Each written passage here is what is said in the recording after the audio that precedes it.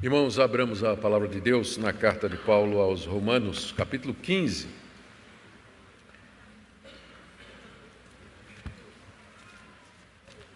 Romanos, capítulo 15. Queremos saudar a todos os irmãos que estão aqui nessa noite, que vieram para o culto que prestamos ao nosso Deus, também aqueles que nos acompanham pela internet. Nós vamos ler Romanos 15, do verso 1 até o verso 13.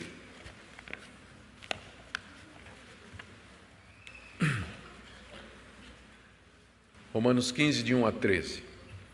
Ora, nós que somos fortes, devemos suportar as debilidades dos fracos e não agradar-nos a nós mesmos.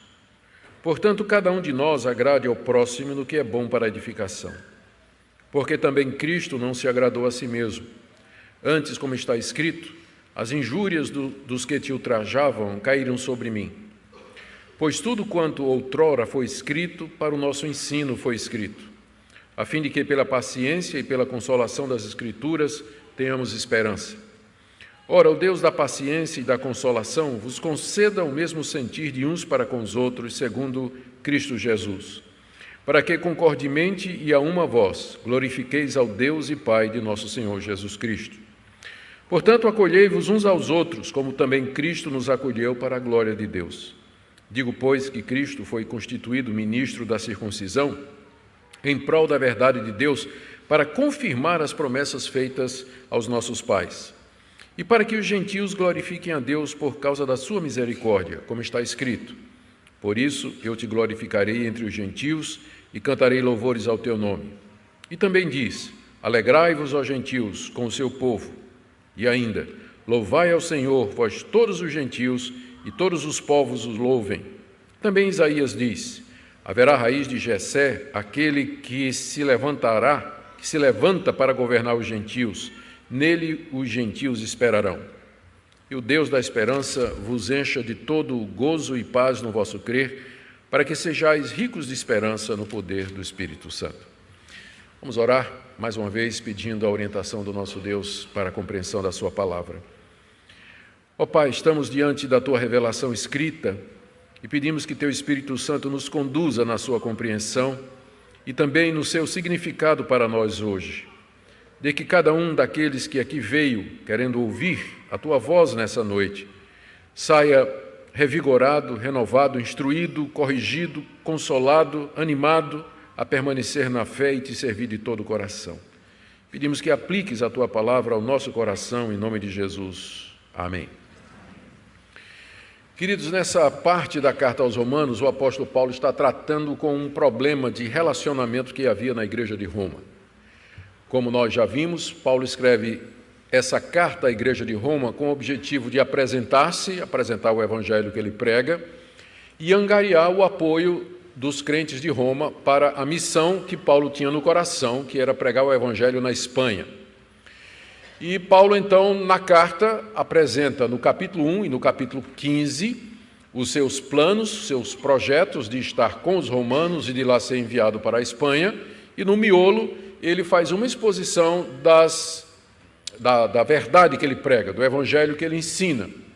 Então, na primeira parte da carta, do capítulo 1 até o capítulo 11, ele fala a respeito da perdição do homem, tanto judeu como gentio, fala da justificação pela fé em Cristo Jesus, fala da santidade de vida, da libertação dos nossos pecados, da libertação da condenação da lei, da vida no Espírito Santo, explica qual é a posição da nação de Israel dentro do plano de Deus.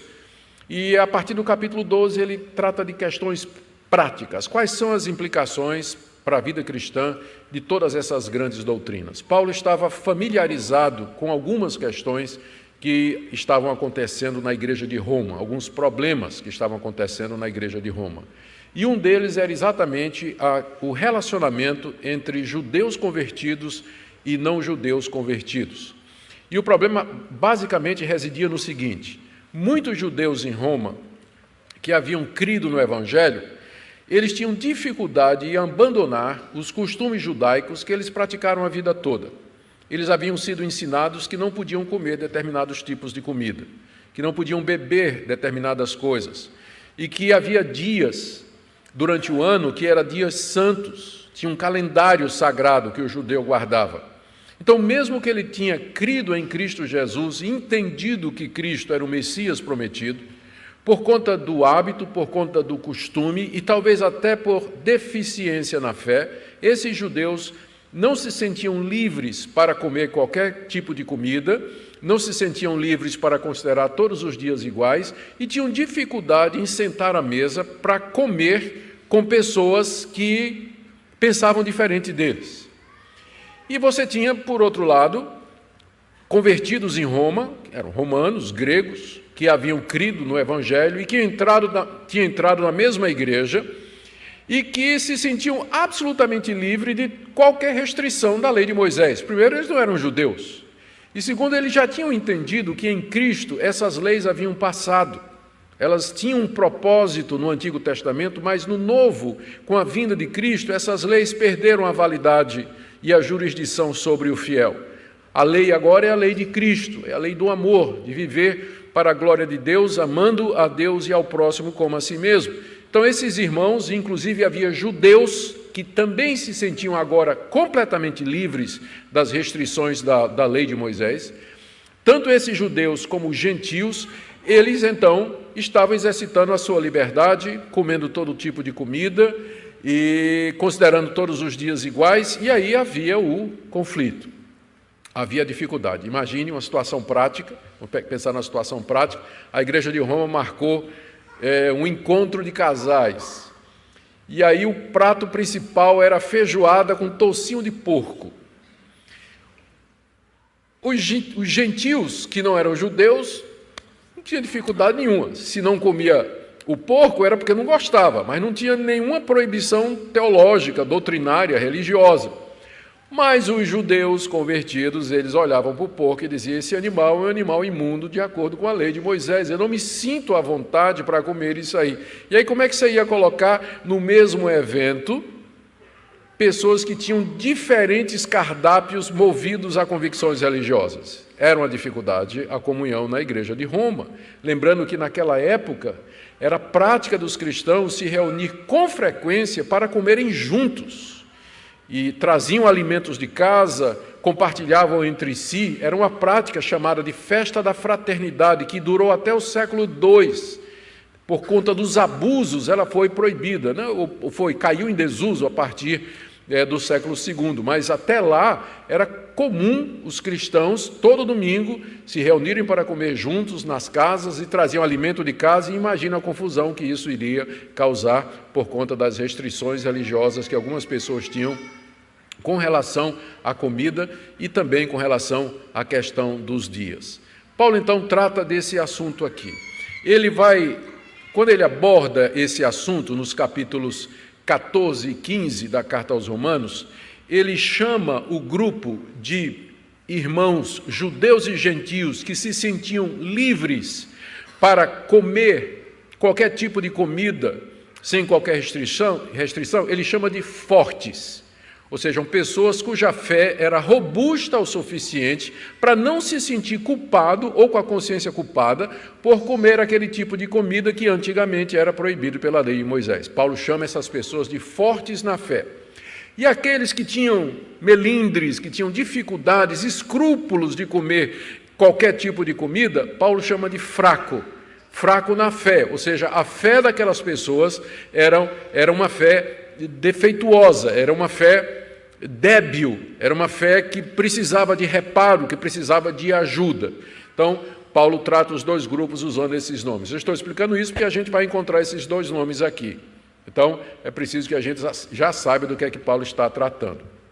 Nós vimos que Paulo coloca dois princípios, até agora vimos dois princípios que Paulo coloca para ajudar aqueles irmãos a conviver.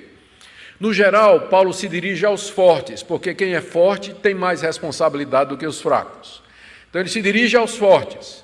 E o primeiro princípio, que está na primeira parte do capítulo 14, é que Cristo é o nosso Senhor. Ele é Senhor tanto dos fracos como Senhor dos fortes.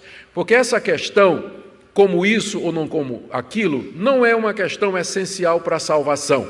é aquilo que a gente chama de adiáfora, ou coisas indiferentes, e que pensar de um jeito ou do outro não vai afetar a minha fé em Cristo para perdão de pecados. Então, Paulo diz que Cristo é Senhor tanto dos fracos como dos fortes, e que quem come quer agradar a Cristo, e quem não come também quer agradar a Cristo. Então, o desejo de todos é o mesmo, em torno do mesmo Senhor. Então, o senhorio de Cristo é colocado como aquele primeiro princípio que deveria ser observado para que os dois grupos permanecessem juntos. Eles têm o mesmo Senhor e têm o mesmo objetivo, que é agradar esse Senhor. O segundo princípio que Paulo coloca é o princípio de que a liberdade cristã ela é controlada pelo amor ao próximo. E aqui ele está se dirigindo aos fortes. Você se sente livre para comer todo tipo de comida. E você tem esse direito em Cristo, porque, de fato, nenhuma comida em si é impura, diz o apóstolo Paulo aqui. Mas se você come com escândalo, se você serve de tropeço para a consciência do seu irmão, então, por amor ao seu irmão, você deveria abrir mão do seu direito. Ou seja, a minha liberdade em Cristo ela é limitada pelo amor ao próximo e pelos interesses do reino de Deus. E agora nós encontramos um terceiro princípio, que é o que nós lemos aqui, onde Paulo coloca o exemplo de Cristo como modelo, particularmente para os fortes. Primeiro, no fato de que Cristo não agradou a si mesmo. Cristo não agradou a si mesmo, mas ele veio ao mundo para agradar ao Pai e fazer a vontade do Pai. E segundo, que Cristo, ele, sendo o nosso modelo, ele nos acolheu. Da mesma forma, nós devemos acolher os nossos irmãos. Então é isso que nós vamos ver nessa noite, esse terceiro princípio, e com isso Paulo encerra a questão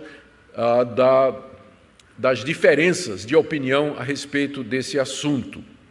Nós vamos dividir a nossa passagem em duas partes. Na primeira parte, o apóstolo Paulo fala que nós, que somos fortes, devemos agradar os irmãos fracos naquilo que é bom para a edificação, conforme Cristo fez, está do verso 1 até o verso 6.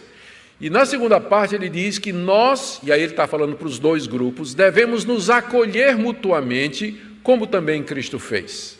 E aí ele encerra o assunto.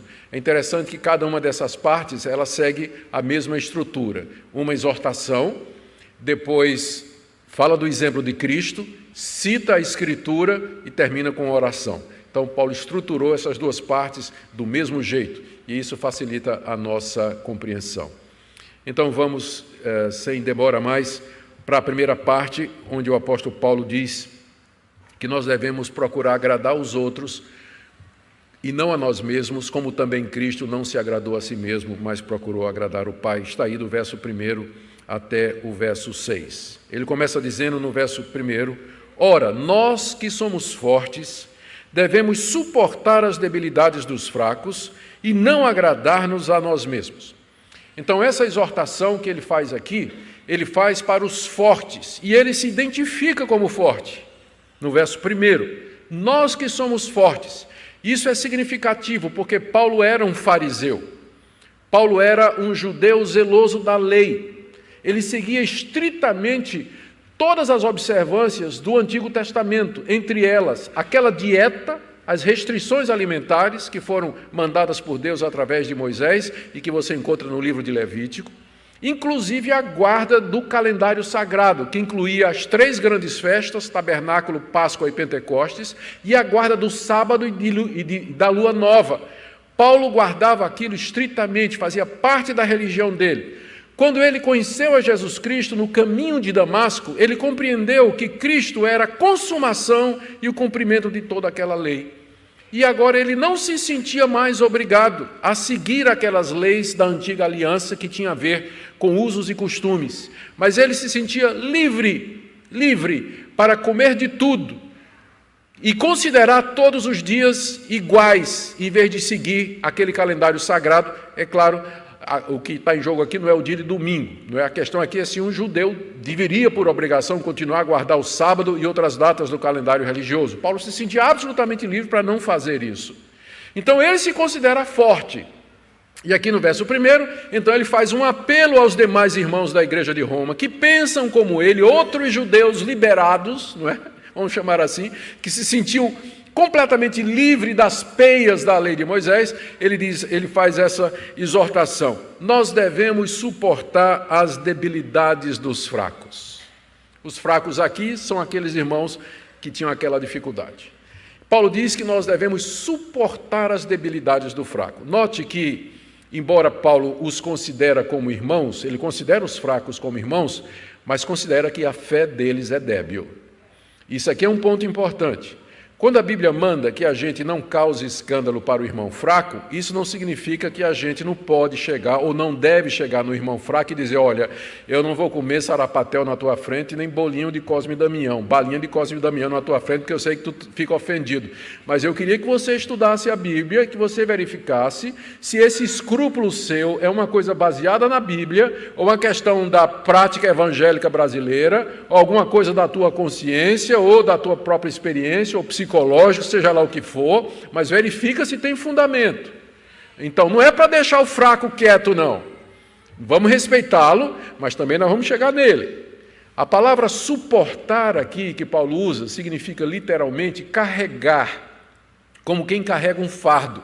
Então, quando ele diz, nós que somos fortes, devemos suportar a debilidade dos fracos, significa que nós devemos ajudar os fracos a carregar os seus fardos, ou, no caso aqui, o sentido é ajudá-los a perceber que aquelas restrições e aqueles escrúpulos, tudo já se cumpriu em Cristo Jesus e que eles podem se sentir livres de toda aquela legislação que a gente chama de legislação cerimonial. É essa a orientação que Paulo dá para os fortes. Suporte, carregue ou ajude os fracos a carregar as debilidades da sua fé. E não procure agradar-se a si mesmo, final do verso 1. Não procure agradar-se a si mesmo. Porque essa é a nossa tentação, não é? Eu tenho o direito de comer o que eu quero. Já estou livre em Cristo. A minha fé me diz que eu posso comer o que eu quiser. E de repente, eu vou deixar de comer porque tem um irmãozinho que fica escandalizado ou que vai ser levado a fazer a mesma coisa e se sentir culpado por conta do meu exemplo, então eu vou abrir mão da minha liberdade por conta do que os outros pensam? Sim, é exatamente isso que Paulo está dizendo. Porque o alvo do cristão, final do verso 1, não é agradar a si mesmo. Nós não devemos, não é essa a razão de sermos cristãos, não é esse o nosso chamado. Agradar a nós mesmos. Não vivemos para agradar a nós mesmos. Não é essa a orientação da nossa vida. No verso 2, Paulo, então, tira uma conclusão. Portanto, já que é nosso dever dos fortes, suportar as debilidades dos fracos, portanto, cada um de nós agrade o seu próximo no que é bom para a edificação. Como é que eu agrado um fraco no que é bom para a edificação? Ajudando ele a se fortalecer na fé, mostrando para ele a bênção que é a liberdade em Cristo, como é maravilhoso viver sem as restrições da antiga aliança, toda aquela legislação, todas aquelas proibições. Gente, no meio evangélico, infelizmente, existe muito legalismo, normas, agora trazendo para nós, normas, práticas, leis que foram criadas pelos homens, pela tradição e que são colocadas na consciência dos fiéis. Tem crente que se sente culpado, que não tem certeza da sua salvação, vive angustiado de que está desafiando a Deus ou desobedecendo a Deus, qualquer coisa que ele faça, ele não conhece a liberdade, a alegria, o gozo da salvação, é viver livremente em Cristo Jesus. Tem muito legalismo no meio evangélico. E essa palavra, ela precisa ser dita. Nós temos que ajudar as pessoas a entender a liberdade em Cristo Jesus e usar essa liberdade de maneira responsável. É isso que significa o verso 2, cada um de nós agrade o seu próximo no que for bom para a edificação. No contexto, seria ajudar os fracos a crescerem na fé, a se fortalecer e deixar de lado aquelas restrições que não têm fundamento nenhum na palavra de Deus. E aí vem o exemplo de Cristo, que é colocado como estímulo. Verso 3, porque também Cristo não se agradou a si mesmo. Nós somos discípulos de Cristo. Ora, nem Cristo se agradou a si mesmo. Cristo não viveu para buscar o seu próprio prazer. Ele não viveu para buscar os seus interesses ou desfrutar a sua plena liberdade. Ao contrário, veja aí o verso 3. Antes, diz o apóstolo Paulo, como está escrito, as injúrias dos que te ultrajavam caíram sobre mim. Aqui Paulo descreve a atitude de Cristo citando as palavras de Davi no Salmo 69, verso 9. Esse é um salmo messiânico. Salmos messiânicos são aqueles salmos em que o Messias fala, em que o autor do salmo profetiza a respeito do Messias. E nesse salmo há uma descrição dos sofrimentos messiânicos, dos sofrimentos que o servo do Senhor haveria de passar.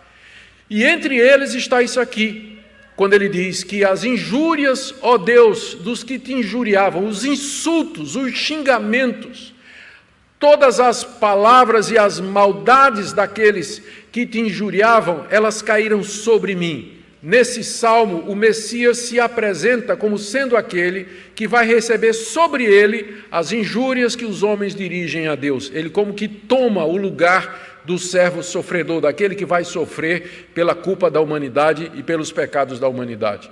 Ou seja, Paulo está dizendo que Cristo, ele veio ao mundo não para se agradar a si mesmo, mas para levar sobre si as injúrias dos homens. Ele veio para agradar ao Pai, como ele disse lá no Getsêmani. Se possível, passa de mim esse cálice, mas se não, seja feita a tua vontade e não a minha. A vida de Cristo sempre foi orientada por esse princípio, agradar o Pai, fazer a vontade do Pai, ainda que aquilo tenha lhe custado morte e morte de cruz. O próprio Cristo não procurou se agradar a si mesmo, mas, conforme já estava escrito, ele se entregou para sofrer e pagar as injúrias lançadas sobre o Pai, para agradar o Pai, conforme o plano que ele tinha estabelecido antes da fundação do mundo. Se Cristo tivesse agradado a si mesmo, ele não teria descido da glória, ele não teria encarnado num bebê, numa manjedoura, ele não teria encarnado no ventre da Virgem Maria, e não teria nascido como um bebê numa manjedoura, num local humilde, num estábulo. Ele não teria nascido de um povo pequenininho, perdido lá no meio do Oriente Médio, obscuro. Ele não teria vivido uma vida de sofrimento, de hostilidade, e muito menos passaria pela traição e pela morte de cruz e pelo sepultamento como ele passou, se o interesse dele fosse agradar a si mesmo. Mas exatamente porque o alvo de Cristo sempre foi agradar o Pai, é que ele desce da glória, assume a nossa humanidade, passa por todo aquele sofrimento, para que no fim ele possa fazer a vontade do Pai.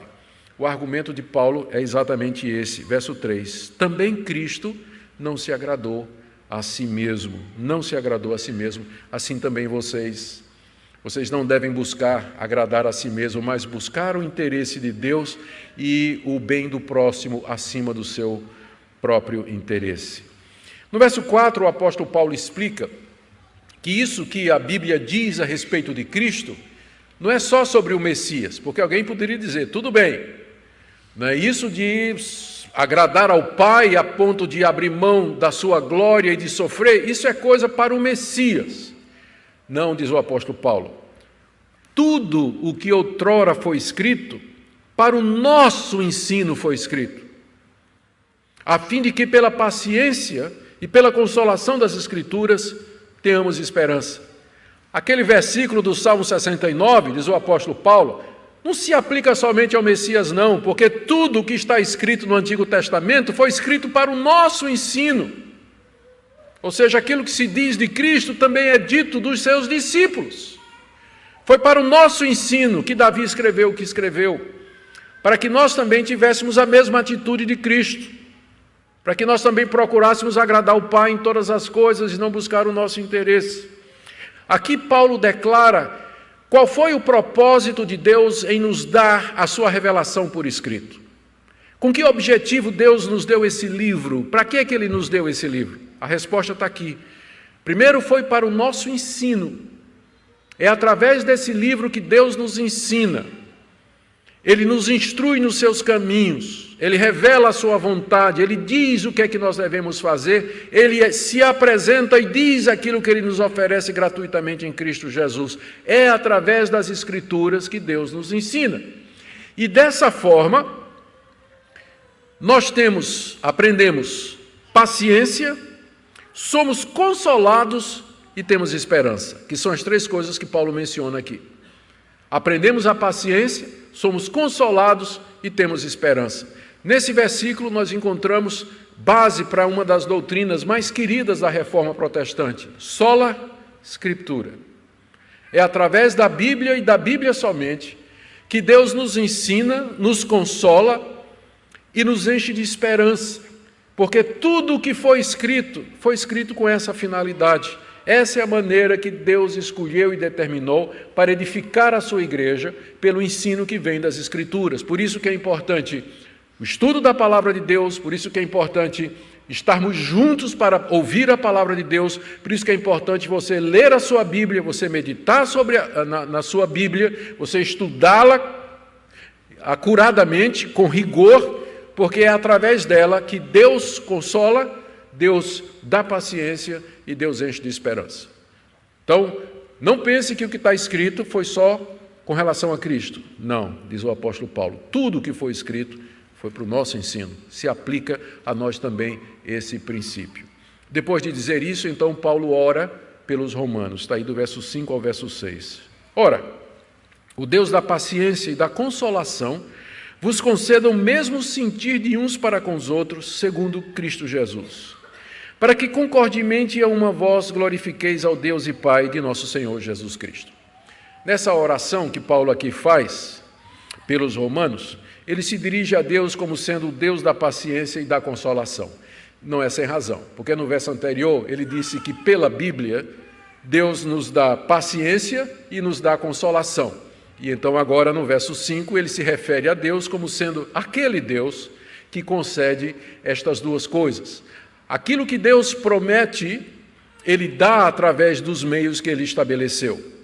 Paulo diz no versículo anterior que é pela Bíblia que nós temos paciência e consolação. E aqui ele ora ao Deus que concede paciência e consolação, porque Deus faz isso pela sua palavra.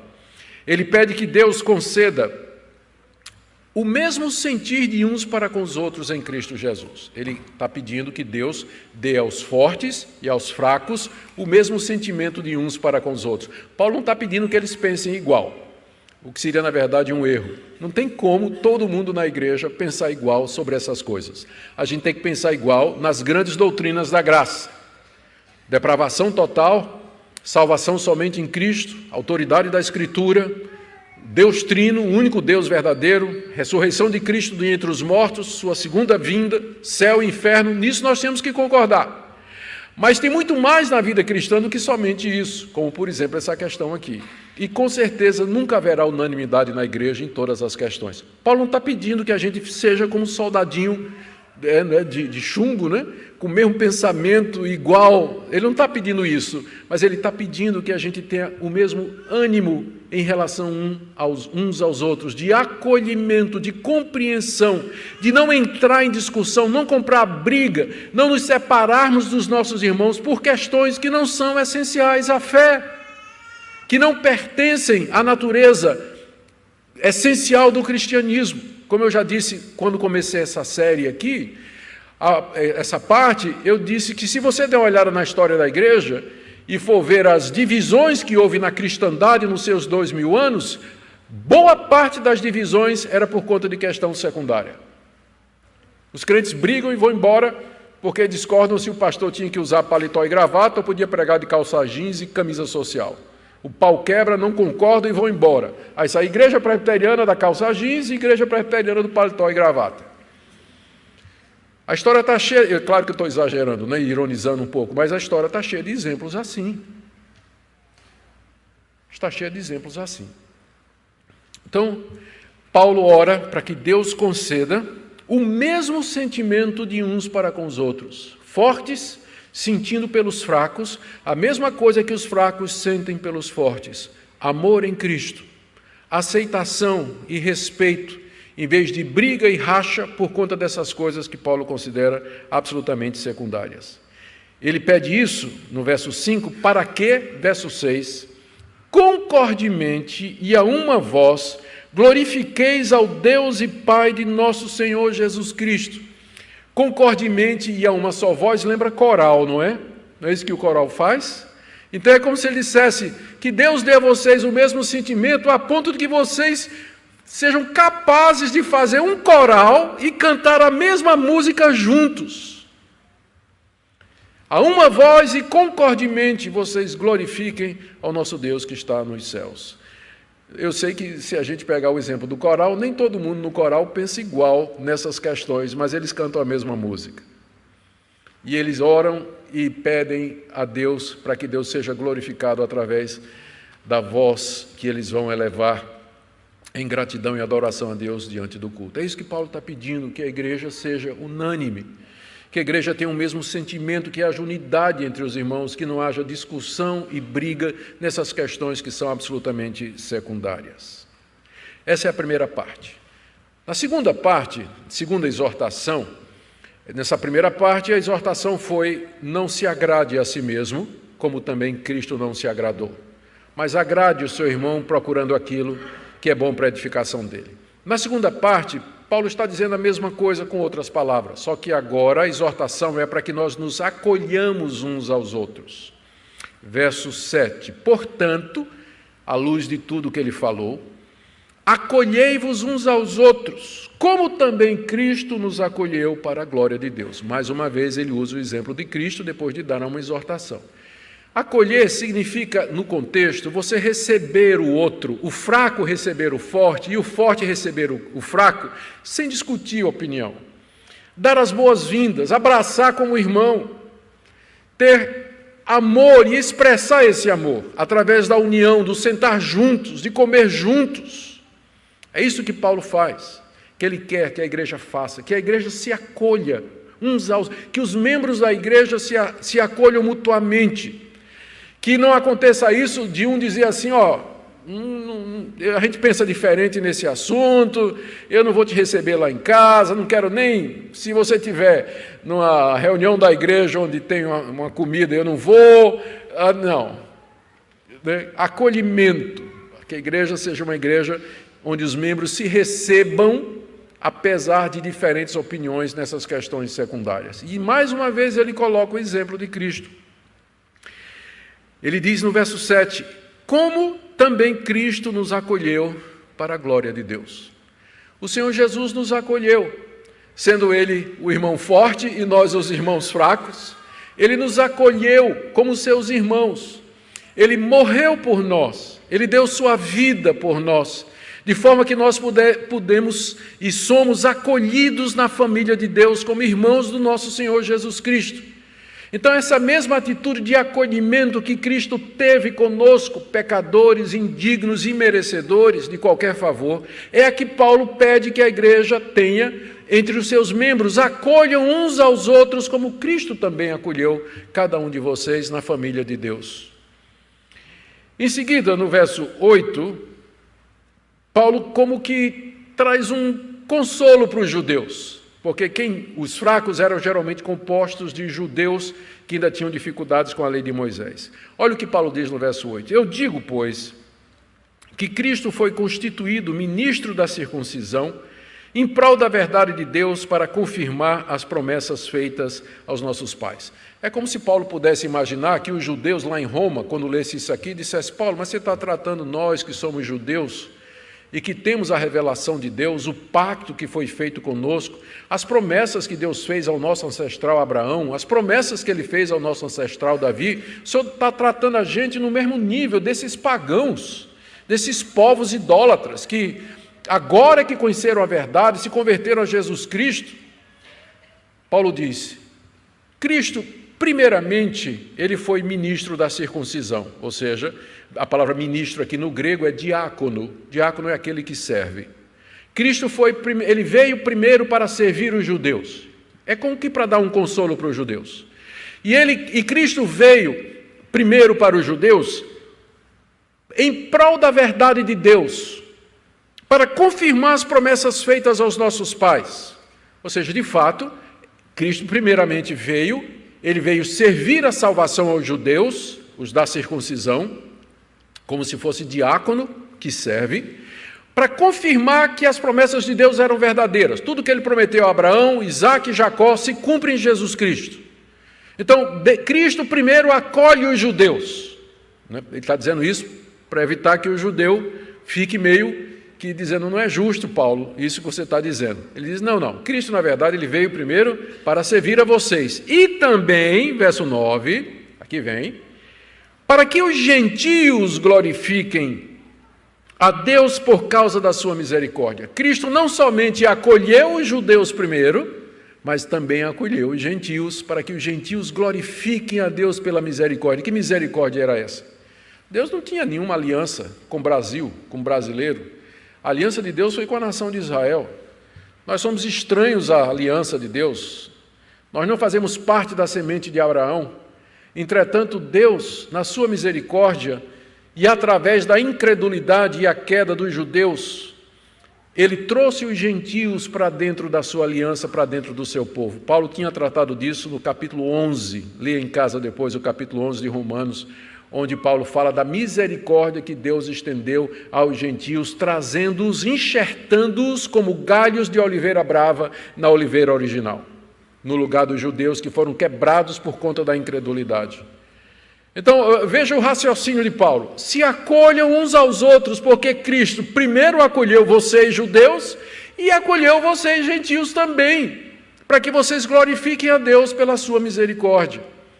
E em seguida, seguindo o mesmo padrão que ele tinha feito antes, ele cita a Bíblia para provar isso, que Cristo acolheu os gentios também na igreja, como havia acolhido os judeus. Ele faz 4 citações das 3 partes mais importantes do Antigo Testamento, que é a lei, os salmos e os profetas. Ele vai citar um salmo, ele vai citar uma passagem de Isaías e vai citar uma passagem da lei. Então vamos ver o que é que ele diz aqui.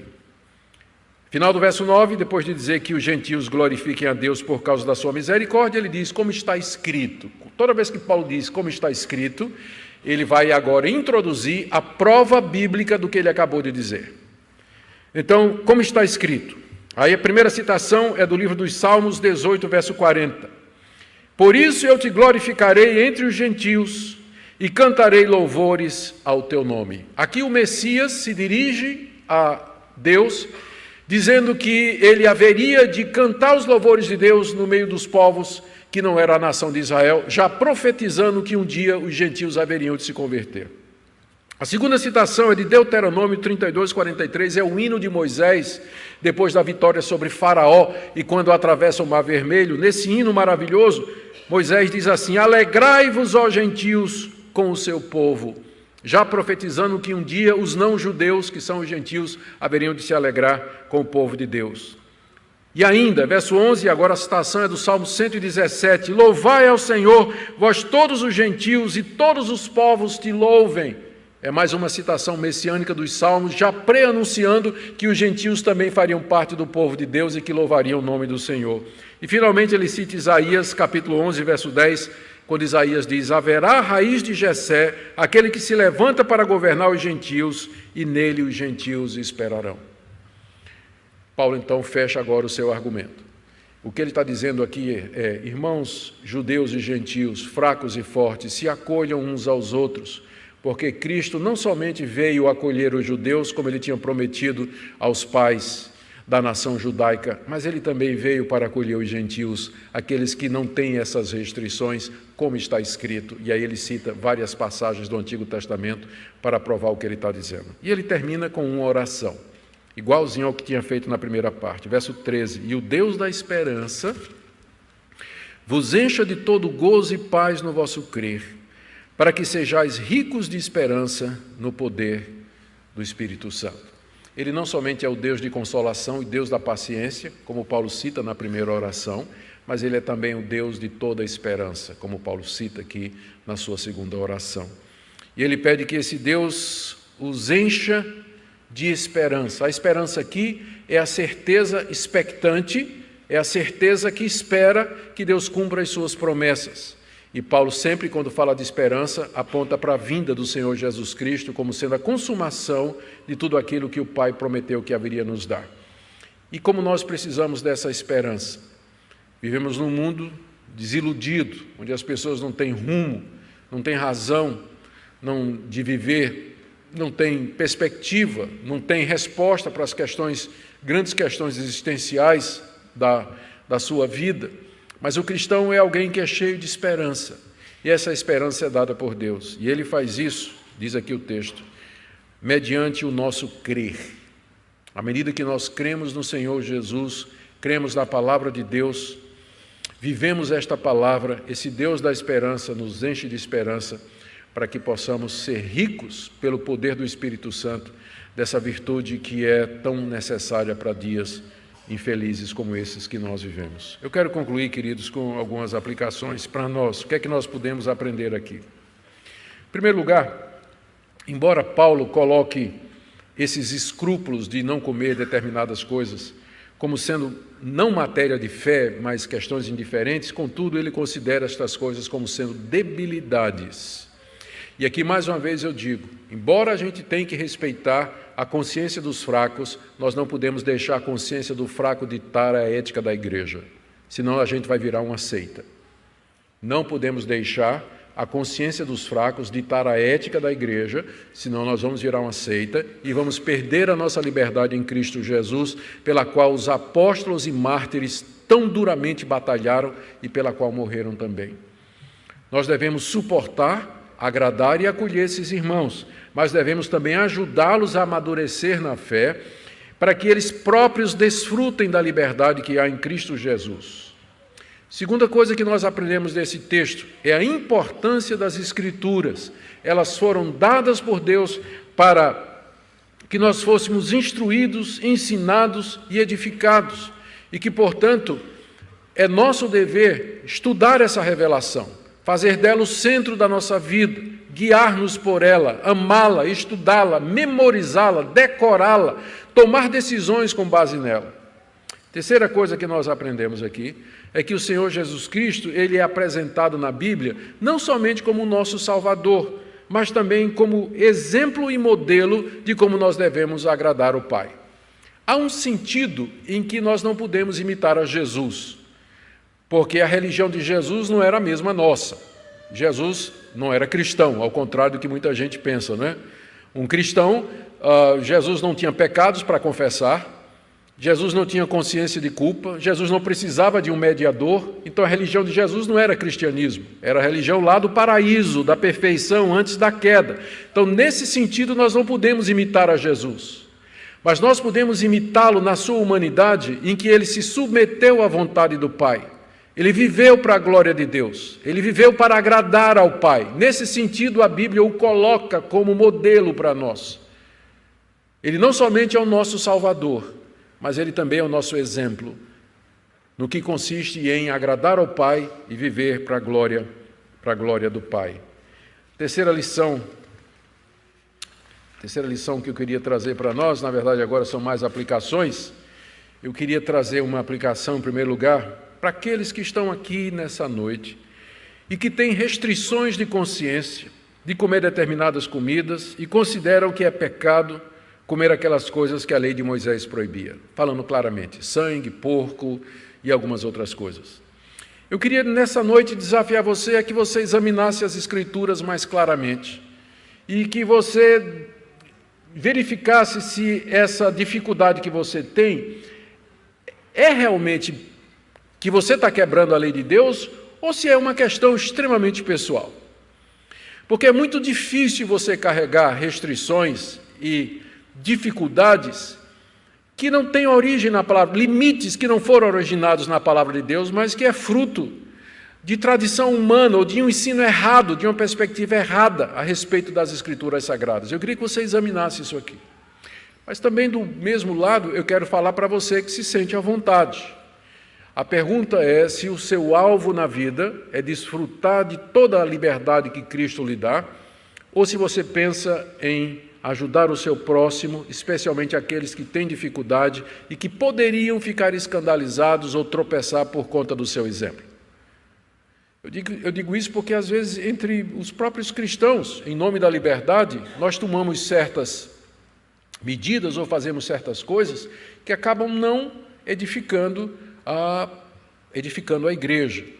Fico pensando nas festas que nós fazemos às vezes, onde a gente sabe que vai ter gente lá que vai ter dificuldade se for servido algum tipo de bebida, não é? E a gente diz, não, a gente é tudo maduro, tudo crescido, tudo forte na fé, e tome cachaça não, tome alguma coisa lá, né? E vai entristecer alguns irmãos. Eu já fui em festa de casamento que saiu gente bêbada de lá. Já fui para festa de casamento que saiu gente bêbada de lá. E às vezes a gente usa a liberdade sem pensar no próximo, não é? Sem pensar no próximo e no bem da igreja. Nós deveríamos colocar o amor ao próximo em primeiro lugar. Cristo não procurou agradar a si mesmo, mas as injúrias do que injuriavam a Deus caiu sobre ele. Isso deve nortear os nossos princípios. Talvez você está aqui nessa noite, mas você não tira tempo para ler, meditar, estudar ou escutar a pregação da palavra de Deus. Você acabou de aprender nessa noite que o caminho de Deus para instruir-nos, nos consolar e nos encher de esperança é através daquilo que foi escrito. E como você pode ter consolo, você pode ter paz, ser um crente maduro, quem sabe até a deficiência da sua fé, não é exatamente por isso que você não tira tempo para estudar a palavra de Deus, escutar a palavra de Deus ou meditar sobre ela. Eu sei que você tem trabalho, eu sei que você tem família, você está cheio de filhos para cuidar, você tem responsabilidades no seu trabalho, no seu estudo, a universidade é muito exigente, mas nada disso é desculpa. Se no dia do juízo o Facebook vai provar de que essa desculpa de que você não tinha tempo é mentira. Não é isso? Vai provar porque para o Facebook você tem tempo. Para ver o Zap você tem tempo. Né? Para consultar as mídias você tem tempo. Então, no dia do juízo, as mídias serão usadas contra você nessa desculpa que você diz que eu não tenho tempo para ler a palavra de Deus, não tenho tempo nem para meditar ou orar. Então, eu queria que você pensasse nisso nessa noite.